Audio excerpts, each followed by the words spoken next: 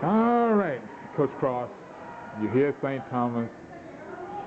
First, would just give us a synopsis of where the team is right now and the season up to this point. Okay. Right now we're 7-11, and we have in conference we're 4-5. We've made some strides in where we've been and what we're doing. From the beginning when I got here, trying to get them to play a little bit more up tempo and be able to press and be able to do some things. I had to back off a little bit of it because of the personnel that we have, and I feel like I found a good handle on some of the players that we need and the core group that needs to be on the floor when we're playing. So right now the team is moving forward and doing a good job of doing that and building the blocks along the way. So. Talk about what you face different from Conference USA over to Red River.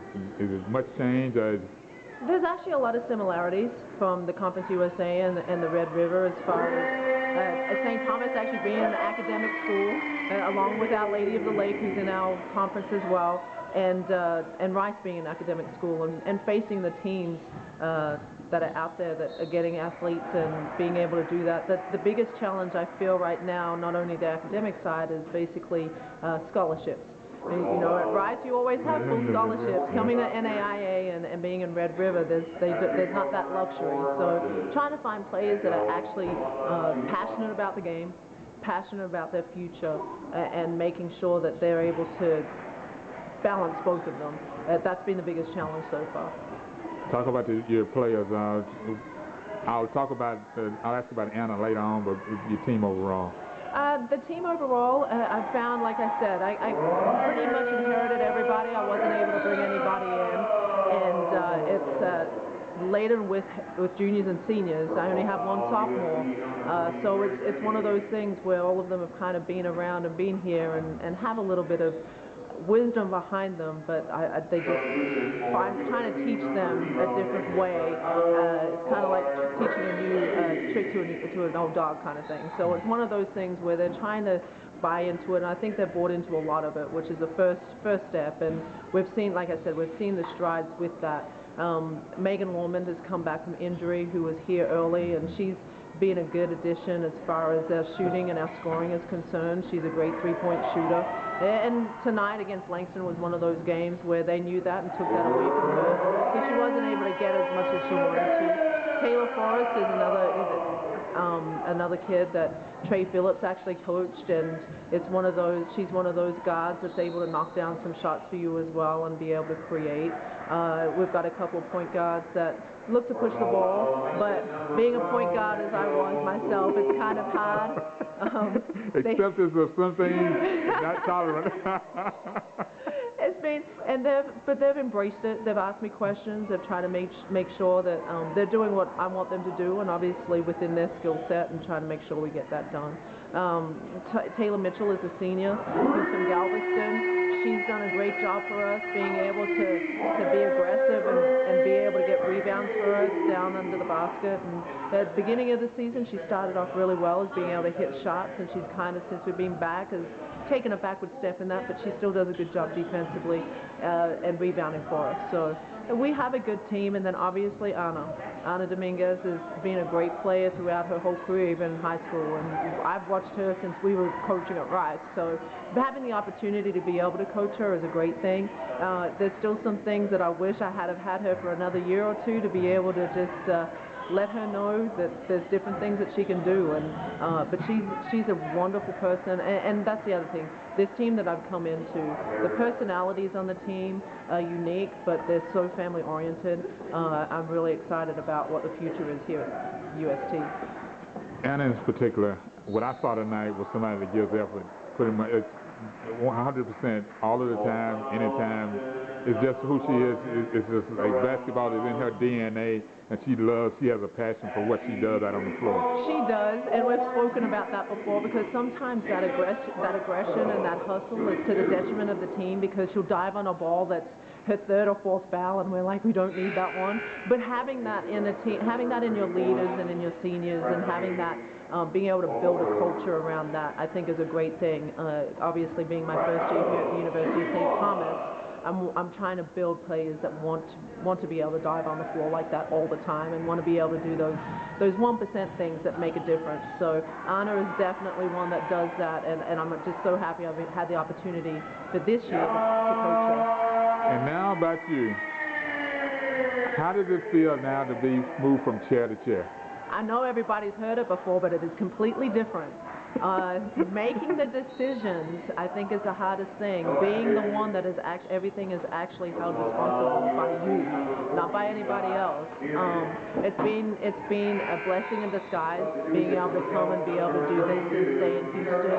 Obviously, with my family being based here, but making those decisions and trying to game manage and doing all the other stuff behind the scenes. At the University of St. Thomas, we don't have the luxury of having full-time assistants, so I have a volunteer assistant that's here and helping me, but a lot of the stuff that I do, it's back to the grassroots of things and doing it all myself. But I'm enjoying it. I love it. Being able to coach, being able to be here and do something that I love, and having the kids that I have. It's a wonderful feeling to be able to do what I do. Now we get on with recruiting and we'll finish this up. How's that going for you, and how different is it now? Very different. Recruiting, obviously, like I said, without having any scholarships to really offer, we rely on academics and try to get scholarships through that. And then from there, it's one of those things where we kind of have to wait to see what all the big dogs do first. When people with all the scholarships, who they take, what they do. I started early trying to contact some players that I knew from Rice that possibly would make a good fit here. Unfortunately, all of them got taken by other Division I's or full scholarship Division II's. So I've kind of learned right now, even in this short period of time I've been here, just to kind of wait and see what's going on, keep my ear to the ground and see who's out there and speak to different people and a lot of coaches. And I've got a lot of names that I'm actually working on now. I've been to a couple of games, trying to work through that. And I don't think it's until probably April, after April, that I'll be looking at really getting plays in. And let me ask you this one question. How different is it as far as your days out of your recruitment time allowment? Is it any different from Division I to NAIA? It is. The difference in recruiting days and times, as far as rules and regulations, there's not too many. NAIA, we can call people whenever we want. We can go to whichever games that we want. We can go and speak to anybody that we want to. We don't have to have permission. We don't have to wait until their junior year. All of those kind of things kind of off the table with NAIA.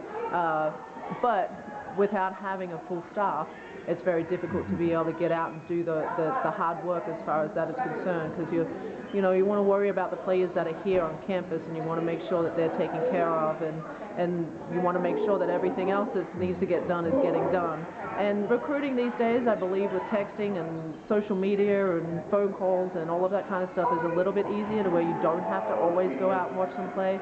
But I've been out and I've seen a few players already, and it's just that once or twice where we have just a little bit of time off that I'll go and see if I can see them. But Division I, completely different. When you have 3 or 4 assistant coaches that can go out at any time, you're pretty much doing a lot of recruiting when you're in that position. And mine is just basically from the office, a little bit more so. Is there anything else you can think of that I hadn't asked about St. Thomas, that you've information that you've acquired since you've gotten here that's unique, that you think should be added to what makes St. Thomas stands out? Well, the University of St. Thomas, being here in the short period of time that I have, I've learned it's the only Catholic college, only Catholic university in the city of Houston. We are quite small. We do have the academic side is what really keeps us going. And the Celts, as we're called, that all started about 10 years ago when they started athletics. And athletics has been in and out. This is the 5th year of the women's basketball program. I believe it's the 6th or 7th of the men's program. So it's relatively new in the scheme of having sports, the collegiate sports, at the school. So we're growing and learning a lot. And I'm just happy to be a part of it right now and be part of the growth.